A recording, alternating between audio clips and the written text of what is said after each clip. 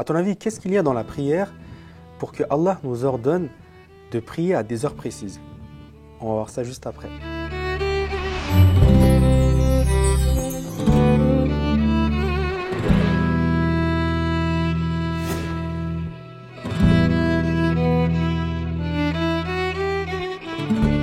أعوذ بالله من الشيطان الرجيم بسم الله الرحمن الرحيم ربي اشرح لي صدري ويسر لي أمري واحلل عقدة من لساني يفقهوا قولي. Bienvenue à mes frères qui sont là et bienvenue à mes frères et sœurs qui me regardent. Et j'ai appris tout à l'heure qu'il y avait pas mal de monde qui nous écoutait, de plus en plus de monde qui nous écoutait dans les podcasts. Donc ça fait plaisir, n'hésitez pas à continuer, on est là et ça nous motive à faire d'autres vidéos et d'autres podcasts également. Alors aujourd'hui, on va continuer sur le livre les fruits de l'adoration de Abdullah al-Mazhabeh. Donc nous étions arrivés au chapitre où nous allons traiter la question où on va essayer de voir la sagesse divine qui se cache derrière les heures des prières. Cette vidéo, alors ce sous-chapitre-là, il est relativement long, il y a pas mal de choses, pas mal d'explications. Donc ce qu'on va essayer de faire, c'est qu'on va le traiter en deux parties. Donc une première partie maintenant et une seconde partie qui sera traitée dans une seconde vidéo. Abdullah al-Mazhabeh, il commence à traiter le sujet en nous parlant d'un verset. Alors, dans le surat Ar-Rum, je lis « Gloire à Dieu quand vous parvenez au soir et que vous vous retrouvez le matin. Louange à lui dans les cieux et sur la terre, la nuit et au milieu de la journée. » Suite à ça, donc Abdullah al-Mazhabeh, il divise le sous-chapitre en plusieurs questions. Donc on va en traiter une partie aujourd'hui et l'autre partie dans la seconde vidéo.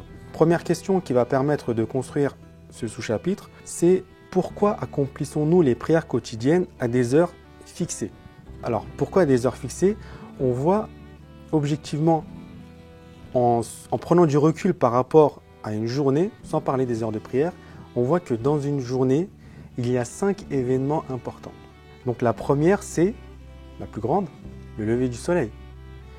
Le lever du soleil, c'est un événement important dans une journée. Tout le monde en parle, tout le monde le suit, on regarde à quelle heure le soleil se lève. Deuxième événement important, c'est le moment où le soleil atteint son point le plus haut. Donc le midi, c'est un événement important dans une journée. Donc troisième événement important, c'est le moment où le soleil perd de son énergie. Oui, il n'est pas aussi brillant que dans la journée. Quatrième moment important, le coucher du soleil, donc le soir. Et cinquième événement, alors c'est un événement un peu moins marqué, mais c'est le moment où la nuit est tombée, où il fait une nuit noire. Donc en fait, les heures de prière sont calées par rapport à ça.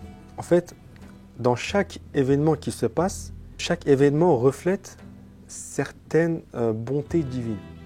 Dans les moments importants de la journée, on a dit qu'il faut augmenter les invocations.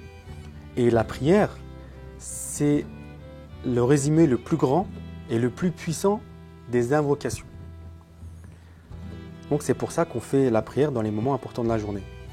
Maintenant, on a dit que la prière, c'était un résumé puissant et, des invocations. Mais qu'est-ce que la base des invocations? C'est donc la glorification d'Allah, l'exaltation d'Allah et les louanges d'Allah.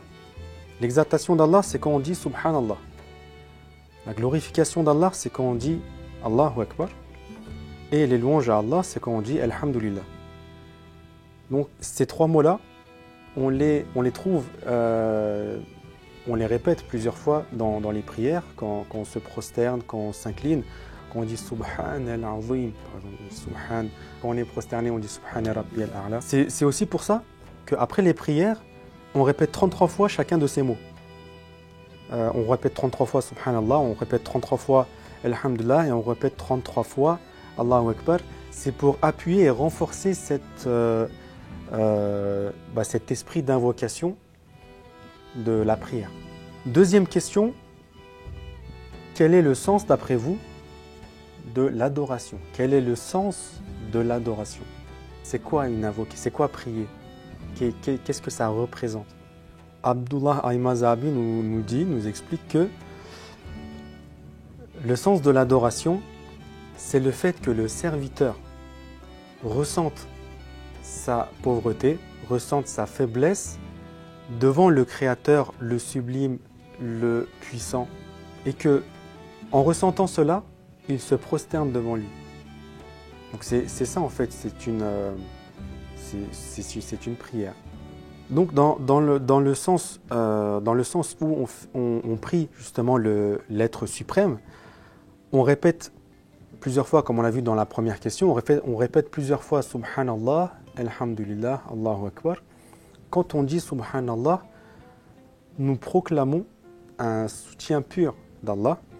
Quand on dit Allahu Akbar, on confesse que Allah est le plus puissant et le seul puissant d'ailleurs. Allahu Akbar, ça sert également à proclamer le fait que nous sommes en admiration devant sa création. Quand on voit quelque chose de très beau, de grandiose, on dit Allahu Akbar naturellement. Ça arrive souvent quand on est devant quelque chose de très beau, par exemple une montagne. C'est très impressionnant. Je ne sais pas si vous avez été devant une montagne et que vous la voyez directement en face. C'est très impressionnant et c'est vrai que naturellement, devant cette admiration et devant cette grandiosité, on a envie de dire Allahu Akbar. Donc quand on dit Alhamdulillah, on proclame, on manifeste, effectivement mon frère, que Allah nous donne des bontés tous les jours, des bienfaits tous les jours.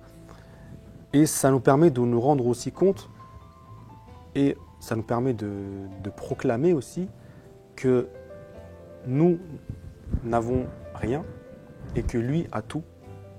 Il a un trésor infini, il est tout puissant et nous avons besoin de lui et que sans lui, sans ce qu'il nous donnera, sans ce qu'il nous donne, eh bien on n'a rien. Donc, Alhamdulillah. Donc dans cette deuxième question, on a vu un peu le sens de l'adoration et donc avec ces trois mots composant la prière, on a vu que ça permet donc de s'acquitter de cette invocation, de cette adoration que nous devons faire au moment important de la journée. Alors, troisième question, comment expliquer l'idée que la prière quotidienne intègre toute forme d'adoration? De même que un homme écrit avec un grand H est un modèle réduit du grand univers, de même que la Fatiha est un résumé du Coran, la prière est un modèle compressé de toutes les formes d'adoration qu'il y a. Donc la prière, en fait, elle intègre en elle toutes les formes de prière des créatures de Dieu, en fait. C'est-à-dire, elle intègre en elle la forme des prières des animaux, la forme des prières des anges, la forme des prières de tout ce qui est inerte. Et elle intègre aussi les piliers de l'islam, en fait. Donc les obligations d'un musulman. On va y venir. Et qu'est-ce qui fait que ça intègre les piliers de l'islam? Dans la prière, nous faisons la profession de foi, la shahada. Quand on est assis, quand on lit le tahiyyat, on dit « Ashhadu an la ilaha illallah wa ashhadu anna Muhammadan abduhu wa rasul ». Donc le premier pilier de l'islam, on l'a fait dans la prière. Le deuxième pilier de l'islam, c'est de prier. Donc on est dans la prière, donc ça on le fait, nous sommes dans la prière. Le troisième pilier, c'est de jeûner. Alors, dans la prière, on n'a pas le droit de manger. Si on mange pendant la prière est annulée. Donc, ça intègre, dans cette petite période-là, nous sommes en train de jeûner en fait. Donc, elle intègre aussi ce troisième pilier-là. Quatrième pilier, l'aumône. Alors, l'aumône, ce n'est pas forcément matériel. Nous faisons aumône de notre temps. Donc, la prière prend un certain temps, ça prend des minutes. Mis bout à bout, ça peut prendre 1 heure sur toute la journée. Donc, on donne de notre temps. Donc, on remplit également le quatrième pilier de l'islam. Cinquième pilier, c'est le pèlerinage. Mais le pèlerinage, on ne le fait pas. Mais quand on fait la prière, qu'est-ce qui est une des obligations pour que la prière soit acceptée, c'est de se tourner vers la maison d'Allah, la Kaaba. Donc, on peut voir que dans la prière, on fait les 5 piliers de l'islam. Donc, à ce niveau-là, ça englobe cette partie-là. Deuxième, on a parlé deuxième forme de prière, on a parlé des anges. Les anges, on sait que certains anges prient Dieu, adorent Dieu assis, tout le temps assis. Certains anges l'adorent incliné, certains anges l'adorent debout, vertical, et certains anges l'adorent en prosternation, continue. Donc, en fait, dans la prière, on fait les 4 formes. Donc, ça englobe également la forme des prières des anges. On peut dire aussi que dans la prière, ça englobe également la forme de prière des végétaux. On peut prendre l'exemple d'un arbre. L'arbre a des racines dans la terre, donc ces racines vont vers le sol. Et tout comme l'homme, quand il se prosterne, il va vers le sol. Donc il peut avoir une ressemblance à ce niveau-là. Des créatures inertes, donc on a parlé de montagne tout à l'heure. Une montagne, ça reste vertical. Et dans la prière, il y a cette forme-là. On peut également, alors Abdullah al-Mazabi pousse un petit peu la chose encore, et il dit qu'il y a des animaux qui prient Dieu en groupe, comme par exemple les oiseaux qui volent en groupe dans le ciel, les oiseaux ou les canards par exemple, quand ils migrent, ils forment une belle forme dans le ciel. On peut faire ressembler ça aux prières communes. Donc la prière et la prière commune, parce que normalement c'est plus en commun qu'il faut faire la prière d'ailleurs, ça englobe cette forme-là. Et même il y a même une sourate qui parle de l'ombre. La sourate An-Nahl, verset 48, « N'ont-ils pas vu que l'ombre de toutes les choses que Dieu a créées s'allonge vers la droite et vers la gauche, se prosternant humblement devant Dieu ?» Point d'interrogation. Dans ce verset-là, on voit que même l'ombre, en fait, qui peut être considérée comme une chose ou pas, eh ben, même l'ombre, malgré nous, même quelqu'un qui ne prie pas, eh ben, son ombre prie Dieu. En s'allongeant, en se prosternant, en se levant et en se rallongeant à la fin de la journée et en étant prosterné devant Dieu. Donc, ces 3 premières questions, c'est ce qui ont été traitées par Abdullah al-Mazabi. C'est la fin de la première partie. On va voir la suite dans la deuxième partie, dans une seconde vidéo. Merci d'avoir regardé la vidéo.